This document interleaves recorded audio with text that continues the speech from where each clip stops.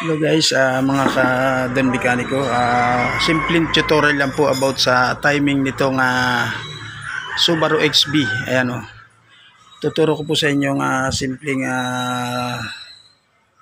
tutorial sa timing ng Subaru XB. Ayan o, FB20 ang makina nito. Ayan, ito yung kanyang timing. Ayan, timing mark. Ayan. Tapos dito, papunta dito. Sa right side dito pag nakasakay ka sa makina, ayan. Ayan, marker.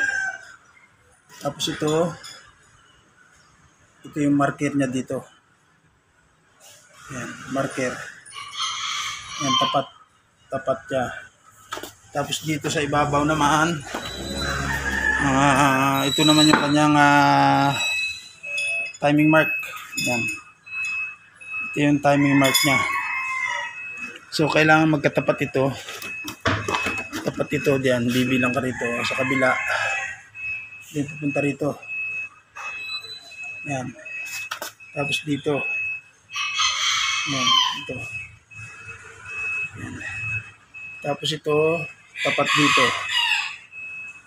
Yan, sa kabila, ganoon din naman. Pero nasa ilalim naman siya. Ito pa rin yung marker niya. Ito yung sasakyan natin. Ayan. Ayan, itong ginagawa natin sa sasakyan. Subaru XB. Ayan. Papunta naman dito sa kabila. So, ganoon pa rin siya. Same. Same din po yan. Tapos ito, timing niya. Yung arrow na yan, dapat magkatapat din dito. Yan o. Yung arrow na yan. Dapat magkatapat din siya dito. Yan. Yan. Ito. Yan ang kanyang timing. Tapos sa kabila, ganun din yung timing niya dito. Sa mga beginners po dyan na gumagawa ng makina Subaru, yan ang timing niya. Simpleng tutorial lang ito mga ka-Don Mekaniko.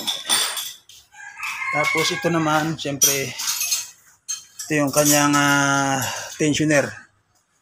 Tapos may mga o-ring siya dito. Ayan. May mga o-ring siya dito. Yan, ilan ang o-ring yan. Dito may o-ring din yan. Plus dito. Ayan.